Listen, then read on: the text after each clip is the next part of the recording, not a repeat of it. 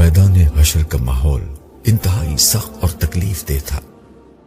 एक तरफ माहौल और हालात की सख्ती थी तो दूसरी तरफ लोगों को यह अंदेशा खाए जा रहा था कि आगे क्या होगा। मायूसी और परेशानी के अलावा लोगों में शदीद गुस्सा भी था। यह गुस्सा अपनी जात पर भी था और अपने लीडरों और गुमराह करने वाले रहनुमाओं पर भी था। चुनाचे जो लीडर अपने पैरोकारों के हाथ आ जाता वो बेदरीग उसकी पिटाई शुरू कर देते। ये गोया अजाब से कबल एक नौयत का अजाब था। ऐसे तमाशे उस वक्त मैदान हशर में जगह जगह हो रहे थे। पैरोकार अपने लीडरों को, असागरीन और अपने अकाबरीन को, अकीदतमंद अपने उलमा और दरवेशों को बेदर्दी से पीट रहे और अपना गुस्सा निकाल रहे थे। मगर अब क्या फायदा।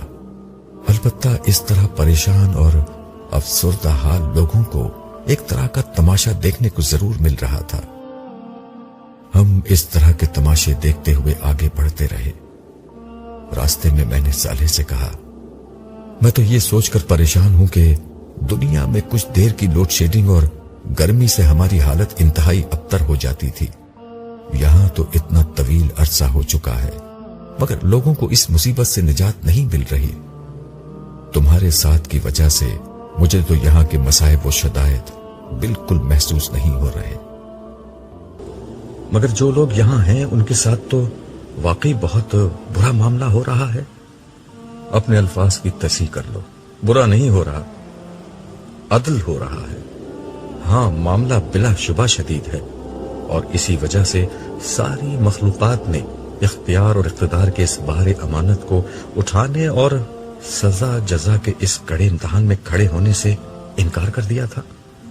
मेरी समझ में नहीं आता कि आम लोगों के साथ इतनी मुश्किल है तो जिन लोगों ने सारे इंसानों की तरफ से इख्तिदार और इख्तियार का बार उठाया था उनके साथ क्या होगा।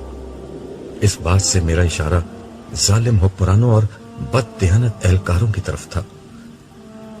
देखना चाहते हो कि उनके साथ क्या हो रहा है? मैंने इस बात में गर्दन हिलाई। साले एक सिमत बढ़ते हुए बोला, अभी तक तो हम सिर्फ उस इलाके में घूम रहे थे जहां वो लोग थे जिनका हिसाब किताब होना है। जिस तरह साबिकीन का मामला है कि वो अर्श के नीचे खुदा के इनामात में खड़े हैं और उनका हिसाब किताब नहीं होना, सिर्फ रस्मी तौर पर उनकी कामयाबी का ऐलान होना है। उसी तरह कुछ बदबख्त हैं जिनकी बदआमालियों की बिना पर उनकी जहन्नुम का फैसला पहले ही हो चुका है। हम उन्हीं की सिमत चल रहे हैं। हम जैसे जैसे आगे बढ़ते रहे गर्मी की हिद्दत और शिद्दत बहुत तेजी से बढ़ती जा रही थी। मुझे उसका अंदाजा उस बढ़ते हुए पसीने से हुआ जो लोगों के जिस्म से बह रहा था। लोगों के जिस्मों से पसीना कतरों की सूरत में नहीं बल्कि धार की शक्ल में बह रहा था। मगर जमीन इतनी गर्म थी कि ये पसीना तपती जमीन पर गिरते ही उसमें जज्ब हो जाता। प्यास के मारे लोगों के होंठ बाहर निकल आए थे और वो किसी तौन ज़दा और प्यासे ऊंट की तरह हाँप रहे थे। मगर पानी का यहां क्या सवाल। उनके चेहरों पर परेशानी से कहीं ज्यादा खौफ के साए थे। ये खौफ किस चीज का था ये भी थोड़ी ही देर में मालूम हो गया। अचानक लोगों के दरमियान एक अजीब हलचल मच गई। लोग इधर उधर भागने लगे। मजमा छटा तो देखा कि एक आदमी के पीछे दो फरिश्ते दौड़ रहे हैं। ये वैसे ही फरिश्ते थे जैसे अर्श के साए की तरफ जाते हुए हमें नजर आए थे। एक के हाथ में आग का कोड़ा था और दूसरे के हाथ में ऐसा कोड़ा था जिसमें कीलें निकली हुई थी। वो आदमी उनसे बचने के लिए सर तोड़ कोशिश कर रहा था मगर ये फरिश्ते उसका पीछा नहीं छोड़ रहे थे। साफ नजर आ रहा था कि फरिश्ते जानबूझकर उसे थका रहे हैं। वो उसके करीब पहुंचकर उसे एक कोड़ा मारते और कहते जा रहे थे कि ए हुक्मरान, उठ और अपनी मुमलिकत में चल। कोड़ा पड़ते ही वो शख्स चीखता चिल्लाता गिरता पड़ता भागने लगता। फिर वो फरिश्ते उसके पीछे दौड़ने लगते। मुझे इन मौसूफ का तारुफ हासिल करने के लिए ज्यादा इंतजार नहीं करना पड़ा। सालेह ने खुद ही बता दिया, ये तुम्हारे मुल्क के सरबराह मुमलिकत हैं। कुछ ही देर में सरबराह मुमलिकत आग और कीलों वाले कोड़े खाकर जमीन बोस हो चुके थे, जिसके बाद फरिश्तों ने उन्हें एक लंबी जंजीर में बांधना शुरू किया जिसकी कड़ियां आग में दहकाकर सुर्ख की गई थीं। सरबराह मुमलिकत बेबसी से तड़प रहे और रहम की फरियाद कर रहे थे, मगर उन फरिश्तों को क्या मालूम था कि रहम क्या होता है। वो बेदर्दी से उन्हें बांधते रहे। जब उनका पूरा जिस्म जंजीरों से जकड़ गया तो इतने में कुछ और फरिश्ते आ गए। पहले फरिश्ते उनसे बोले, हमने सरबराह मुमलिकत को पकड़ लिया है, तुम जाओ और उनके सारे हवारियों और दरबारियों, खुशामदी और साथियों को पकड़ लाओ जो इस बदबख्त के जुल्म और बदउनवानी में शरीक थे। चुनाचे मजमे में बड़े पैमाने पर वही हलचल, भाग दौड़ और मार पीट शुरू हो गई। थोड़ी देर में एक ग्रोह कसीर जिसमें वुज़रा, उमरा, मुशीर, ब्यूरोक्रेट्स, वडेरे, जागीरदार, सरमायादार और हर तरह के जालिम जमा थे, गिरफ्तार हो गया। उसके बाद इन फरिश्तों ने सबको सर के बालों से पकड़कर चेहरे के बल घसीटना शुरू कर दिया। वो हमारे करीब से गुजरे तो उनकी खालों के जलने की बदबू हर तरफ फजा में बिखरी हुई महसूस हुई। इस बदबू का एहसास होते ही सालेह ने मेरी कमर पर हाथ रखा तो मेरी जान में जान आई। वो इनको हमारे सामने से खींचते हुए मजीद बाएं जानिब ले गए। मैं उनके घसीटे जाने के सबब जमीन पर बन जाने वाली लकीरों और उन पर पड़े खून के धब्बों को देखता रहा जो उनके जिस्मों से रस रहा था। ये इबरतनाक मंजर देखकर बेइख्तियार मेरे लबों से एक आह निकली। मैंने दिल में सोचा, कहां गया इनका इख्तिदार, कहां गए वो ऐश व इशरत के दिन, कहां गए वो आलीशान महल, महंगे तरीन कपड़े, बैरूनी दौरे, शानदार गाड़ियां, अजमत, कर्रोफर और शान व शौकत। इन लोगों ने कितने मामूली और आर्जी मजों के लिए कैसा बुरा अंजाम चुन लिया। सालेह बोला, ये सब जालिम, करप्ट और अय्याश लोग थे जिनकी हलाकत का फैसला दुनिया ही में हो चुका था। ताहम ये उनकी असल सजा नहीं, असल सजा तो जहन्नुम में मिलेगी। जिस तरफ फरिश्ते उन्हें ले जा रहे हैं वहां से जहन्नुम बिल्कुल करीब है। उसी मुकाम से इन्हें हिसाब किताब के लिए ले जाया जाएगा जहां उनकी दायमी जिल्लत और अजाब का फैसला सुनाया जाएगा।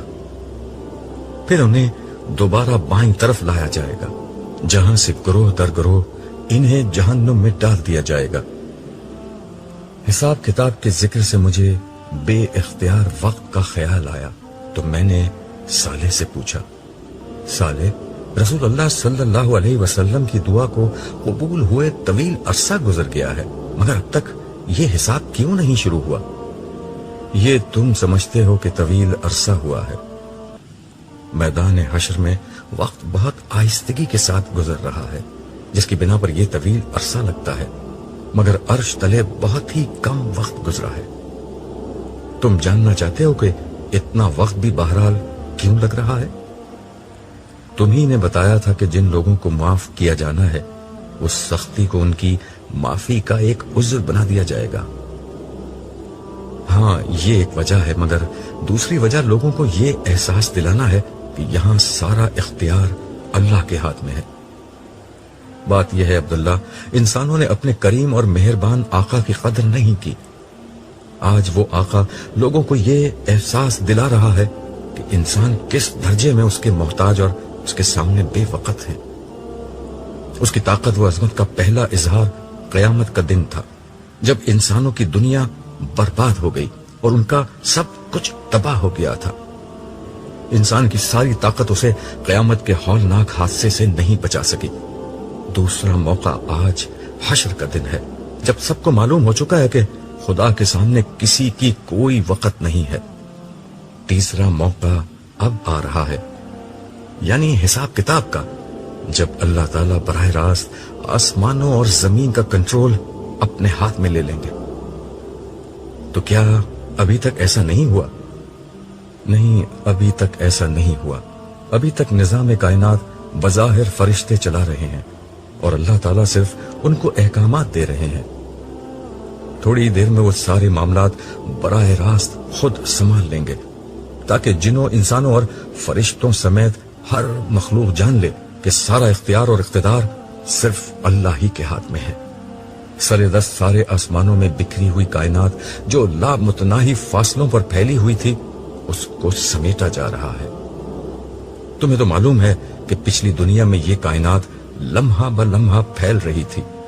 अब अल्लाह के हुक्म पर फासले सिमट रहे हैं और ये बेशुमार कहकशाएं, सितारे और सैयारे जो पूरी कायनात में फैले हुए हैं, दोबारा करीब आ रहे हैं। ऐसा क्यों है? मैंने हैरत से पूछा। ये इसलिए है कि अल्लाह ताला इन सबको अहले जन्नत में बतौर इनाम तकसीम कर देंगे। फिर उन जगहों पर अल्लाह के इनाम याफ्ता बंदों की बादशाही और इख्तिदार कायम हो जाएगा। कायनात को वापस समेटने का अमल ही वो चीज है जिसे कुरान करीम ने आसमानों को खुदा के दाहिने हाथ पर लिपेट लेने से ताबीर किया है। फिर सालेह ने आसमान की तरफ नजर की। उसकी पैरवी में मैंने भी ऊपर देखा। सूरज बदस्तूर दहक रहा था। मैंने पहली दफा ये बात नोट की कि चांद भी सूरज के करीब मौजूद था, मगर वो बेनूर हो चुका था और बहुत आहिस्तगी के साथ सूरज की तरफ बढ़ रहा था। ये देखकर सालेह ने कहा, आज आसमान और जमीन बदलकर कुछ से कुछ हो चुके हैं। जमीन फूलकर बहुत बड़ी हो चुकी है और यूं उसके रफ्ते में कई गुना इजाफा हो चुका है। मुझे याद है कि जमीन का कतर 25,000 किलोमीटर था, मगर अब इसमें कई गुना इजाफा हो चुका है। साथ ही ये जमीन अब इससे कहीं ज्यादा हसीन और खूबसूरत है जितनी पहले थी। इसराफील ने 2 दफा सूर फूंका था। पहली दफा सब कुछ तबाह हो गया था, जबकि दूसरे सूर पर इंसानों को जिंदा कर दिया गया।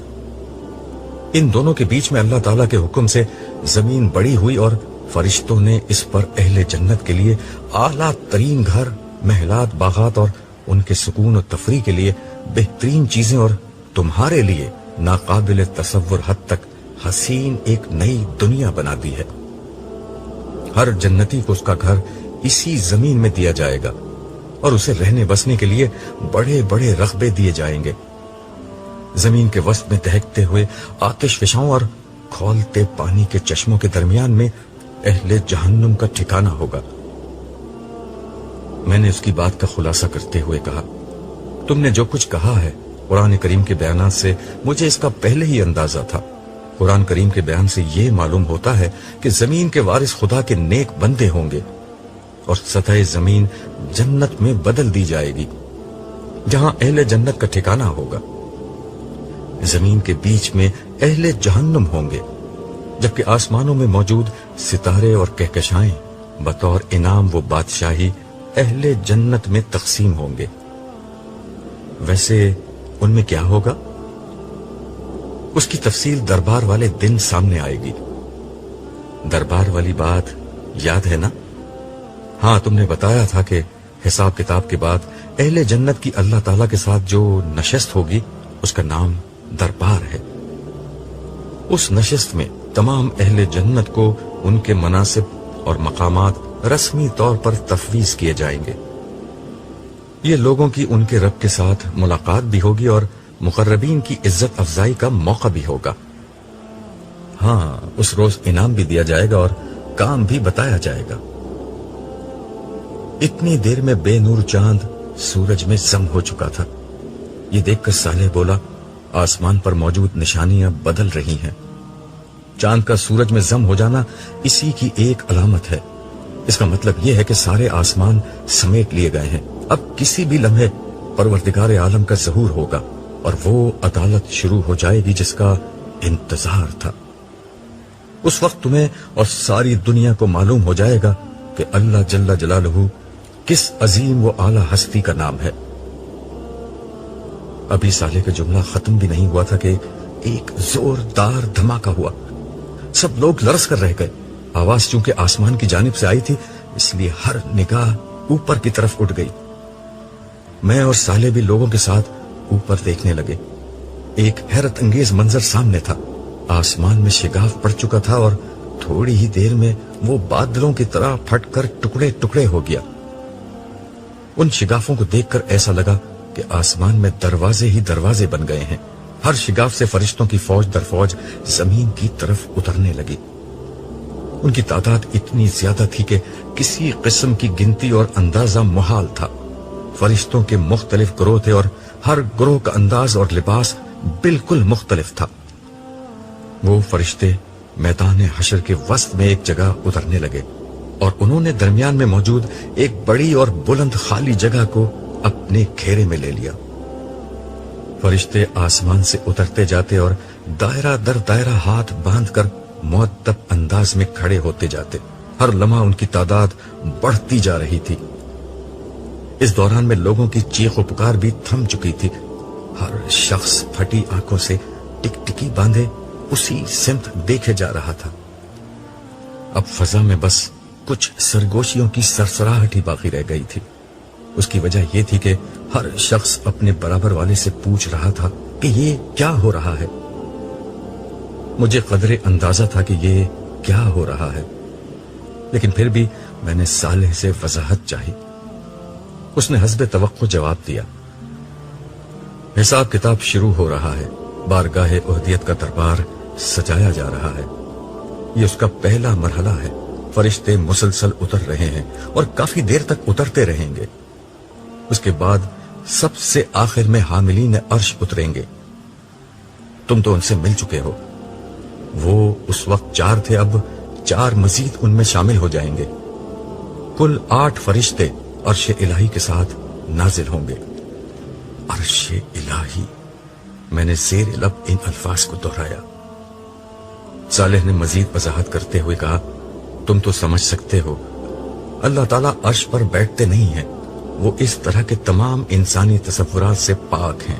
یہ عرش اصل میں مخلوق کے رجوع کرنے کی جگہ ہے، جیسے دنیا میں بیت اللہ ہوا کرتا تھا بطور قبلہ۔ اللہ کے گھر کا مطلب یہ نہیں تھا کہ اللہ تعالیٰ وہاں رہتے تھے، لیکن انسان اس کی طرف جب رخ کرتا تھا تو اس کے لیے وہ ایک مقام رجوع بن جاتا تھا۔ اسی طرح آج عرش الہی کے ذریعے سے لوگ اللہ تعالیٰ کے ساتھ مکالمہ کریں گے۔ میں نے پوچھا، گویا لوگ اللہ تعالیٰ کی بات سنیں گے؟ صالح نے کہا، ہاں، ویسے ہی جیسے حضرت موسیٰ نے طور کی وادی میں ایک درخت کے اندر سے اللہ تعالیٰ کی آواز آتے ہوئے سنی تھی۔ اور ہاں عبداللہ، ایک بہت خاص بات بھی سن لو۔ میں پوری طرح متوجہ تو تھا ہی، لیکن اب یکسوئی سے اسے دیکھنے لگا۔ حاملین عرش کے نزول کے ساتھ ہی عرش نور الہی کی تجلی سے جگمگا اٹھے گا، جس کے ساتھ پوری زمین پر اس نور کا اثر پھیل جائے گا۔ اس کا مطلب یہ ہوگا کہ زمین اپنے رب کے نور سے روشن ہو جائے گی اور معاملات اب براہ راست اللہ تعالیٰ کی اپنی نگرانی میں انجام پانا شروع ہو جائیں گے۔ یہ مطلب ہے قرآن کریم کی اس بات کا کہ زمین کو خدا اپنی مٹھی میں لے لے گا۔ اس وقت پہلا حکم یہ دیا جائے گا کہ ہر شخص اللہ تعالیٰ کے حضور سجدے میں گر جائے۔ عبداللہ، اس وقت بہت عبرتناک منظر سامنے آئے گا۔ تم دیکھو گے کہ سارے فرشتے سجدے میں ہوں گے۔ عرش کے دائیں ہاتھ کی طرف عرش الہی کے مامون سائے میں موجود سارے انبیاء، صدیقین، شہداء اور صالحین سب سجدے میں ہوں گے۔ میں نے بے اختیار پوچھا، اور یہاں حشر کے میدان میں موجود لوگ؟ اہم اور عبرتناک بات یہی ہے، یہاں موجود کوئی کافر، منافق، خدا کا نافرمان اور مجرم سجدے میں نہیں جا سکے گا۔ یہ لوگ لاکھ کوشش کریں گے کہ سجدے میں گر جائیں، مگر ان کی کمر اور گردن تختہ ہو جائے گی۔ زمین انہیں اپنی طرف سے آنے سے روک دے گی۔ اور باقی لوگ؟ میں نے پوچھا۔ صالح بولا، وہ لوگ جن کے اعمال ملے جلے اور گناہ کم ہوں گے وہ سجدے میں چلے جائیں گے، اور اسی وجہ سے ان سب کو فوراً حساب کتاب کے لیے بلایا جائے گا۔ باقی جس کا ایمان جتنا پختہ اور اعمال جتنے اچھے ہوں گے وہ اتنا ہی جھک سکے گا۔ کوئی رکوع میں ہوگا، کوئی آدھا جھکا ہوگا، کوئی بس گردن ہی جھکا سکے گا۔ جو جتنا کم جھکے گا وہ اتنا ہی خوار ہوگا۔ میں بات سمجھتے ہوئے سر ہلا کر بولا، اچھا، اس کا مطلب ہے کہ لوگوں کو اس وقت اپنے مستقبل کا کسی قدر اندازہ ہو جائے گا؟ صالح نے کہا، نہیں، تمہیں یہ باتیں میں بتا رہا ہوں، انہیں یہ اندازہ نہیں ہوگا۔ البتہ سجدہ نہ کرنے پر ذلت کا احساس اور کرنے پر ایک نوعیت کا اطمینان ہو جائے گا۔ البتہ لوگ یہ اچھی طرح جان لیں گے کہ خدا کون ہے، جس ہستی کو بھلا کر زندگی گزاری تھی وہ کون ہے۔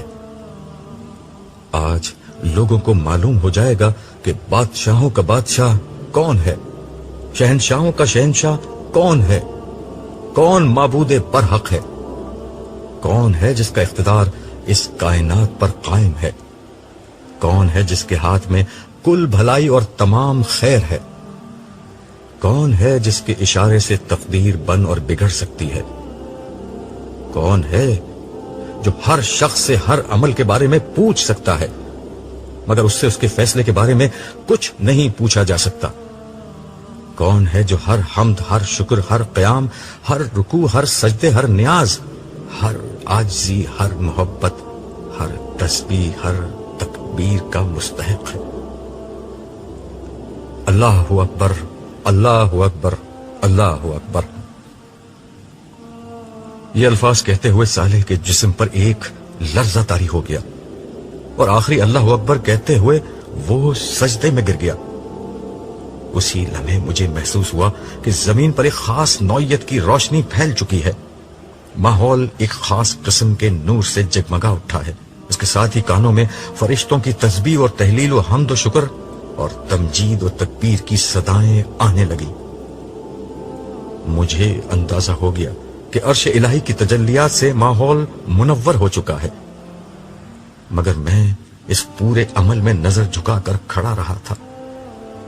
ڈر کے مارے میں نے عرش کی طرف دیکھنے کی کوشش ہی نہیں کی تھی۔ کچھ دیر نہ گزری تھی کہ میرے کانوں نے جبریل امین کی مانوس مگر انتہائی باروب آواز بلند ہوتی سنی، آج کے دن بادشاہی کس کی ہے؟ جواب میں سارے فرشتے پکار اٹھے، تنہا غالب رہنے والے اللہ کی۔ جبریل امین یہ سوال بار بار دہراتے اور ہر بار فرشتے با آواز بلند یہی جواب دیتے۔ اس عمل نے میدان حشر میں ایسا حشر برپا کر دیا کہ دل لرزنے لگے۔ آخرکار ایک صدا بلند ہوئی، اور رحمان کے بندے کہاں ہیں؟ پروردگار عالم کے غلام کہاں ہیں؟ اللہ جل جلالہ کو اپنا معبود، اپنا بادشاہ اور اپنا رب ماننے والے کہاں ہیں؟ وہ جہاں بھی ہیں خداوند سارے جہاں کے رب کے حضور سجدہ ریز ہو جائیں۔ یہ سننا تھا کہ میں کچھ دیکھنے کی کوشش کیے بغیر ہی صالح کے برابر میں سجدہ ریز ہو گیا۔ میدان حشر میں ایک دم خاموشی چھا گئی، ایسا سناٹا تھا کہ سوئی زمین پر گرے تو اس کی آواز بھی سنائی دے جائے۔ میں نے سجدے کے عالم میں جتنی عافیت اس لمحے محسوس کی، زندگی میں کبھی محسوس نہ کی تھی۔ دوسروں کا تو نہیں معلوم کہ وہ سجدے میں کیا کہہ رہے تھے، مگر میں اس لمحے زار و قطار اللہ تعالیٰ سے درگزر اور معافی کی درخواست کر رہا تھا۔ نہ جانے کتنی دیر تک ہو کا یہ عالم طاری رہا۔ اس کے بعد اچانک ایک صدا بلند ہوئی، هو اللہ لا الہ الا ہو۔ مجھے پہلے بھی اس کا تجربہ تھا کہ حاملین عرش کے اس اعلان کا مطلب مخاطبین کو یہ بتانا ہوتا ہے کہ اب صاحب عرش کلام کر رہا ہے۔ آواز آئی، میں اللہ ہوں، میرے سوا کوئی معبود نہیں۔ یہ الفاظ وہی تھے جو میں نے عرش کے قریب سجدے میں پہلی دفعہ سنے تھے، مگر یہ آواز اس آواز سے قطعاً مختلف تھی۔ اس آواز میں جو جلال، تحکم اور سختی تھی وہ اچھے اچھوں کا پتا پانی کرنے کے لیے بہت تھی۔ لمحہ بھر کے لیے ایک وقفہ آیا جو 4 سو پھیلے ہوئے محیط سناٹے سے لبریز تھا۔ اس کے بعد بادلوں کی کڑک سے بھی کہیں زیادہ سخت اور گرجدار آواز بلند ہوئی، میں ہوں بادشاہ، کہاں ہے سرکش، کہاں ہے متکبر، کہاں ہے زمین کے بادشاہ؟ یہ الفاظ بجلی بن کر گونجے۔ لوگوں نے اس بات کا جواب تو کیا دینا تھا، ہر طرف رونا پیٹنا مچ گیا۔ اس آواز میں جو سختی، روب اور ہیبت تھی اس کے نتیجے میں مجھ پر لرزہ طاری ہو گیا. مجھے زندگی کا ہر وہ لمحہ یاد آ گیا جب میں خود کو طاقتور، بڑا اور اپنے گھر ہی میں صحیح خود کو سربراہ سمجھتا تھا. اس لمحے میری شدید ترین خواہش تھی کہ زمین پھٹے اور میں اس میں سما جاؤں. میں کسی طرح خدا کے قہر کے سامنے سے ہٹ جاؤں. انتہائی بے بسی کے عالم میں میرے منہ سے یہ الفاظ نکلے: کاش میری ماں نے مجھے پیدا ہی نہ کیا ہوتا. اس کے ساتھ ہی میرے دل و دماغ نے میرا ساتھ چھوڑ دیا اور میں بے ہوش ہو کر زمین پر